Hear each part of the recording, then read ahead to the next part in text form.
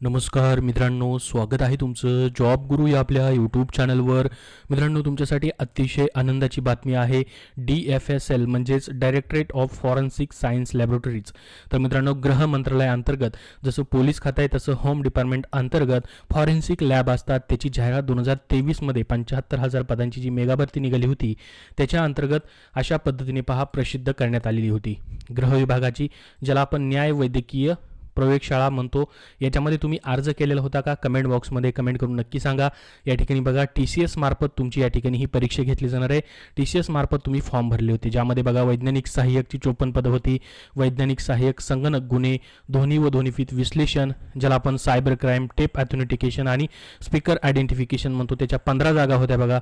त्यानंतर वैज्ञानिक सहाय्यक, सायंटिफिक असिस्टंट, मानसशास्त्राच्या 2 जागा होत्या, वरिष्ठ प्रयोगशाळा सहाय्यकच्या 30 जागा होत्या, वरिष्ठ लिपिक भांडारच्या 5 जागा, कनिष्ठ प्रयोगशाळा सहाय्यकच्या 18 आणि उपहारगृहाचे ज्या व्यवस्थापक आहेत, कॅन्टीन मॅनेजर, त्याची 1 जागा होती. तर यासाठी बघा, ह्या जागांसाठी आता परीक्षेचं वेळापत्रक आलेलं आहे. तुम्ही याची खूप दिवसापासून वाट पाहत होतात.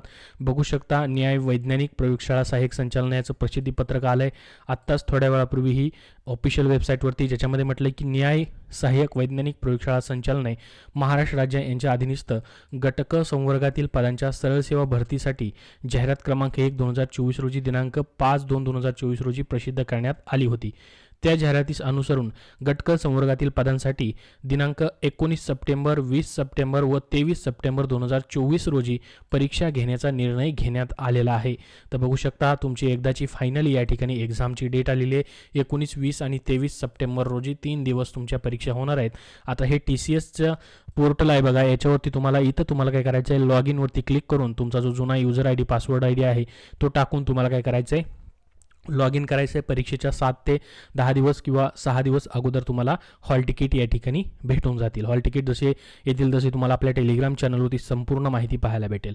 सध्या या ठिकाणी बघा, लॉग इनवरती क्लिक करून इथून तुम्हाला काय करायचं आहे, लॉग इन करायचं आहे आणि तुमचं प्रोफाईलवरती हॉल तिकीट आलेत का ते चेक करायचं आहे.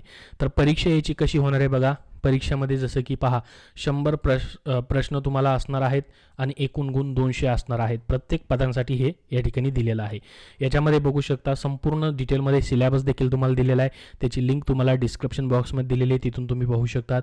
जसं की एखाद्या पदाचं आपण या ठिकाणी बघूयात.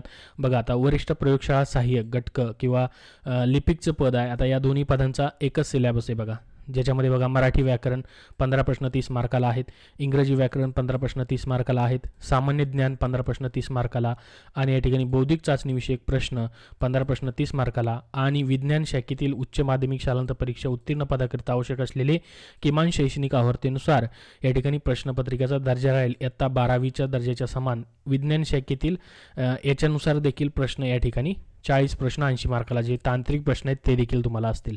90 मिनिटाचा वेळ या ठिकाणी असणार आहे.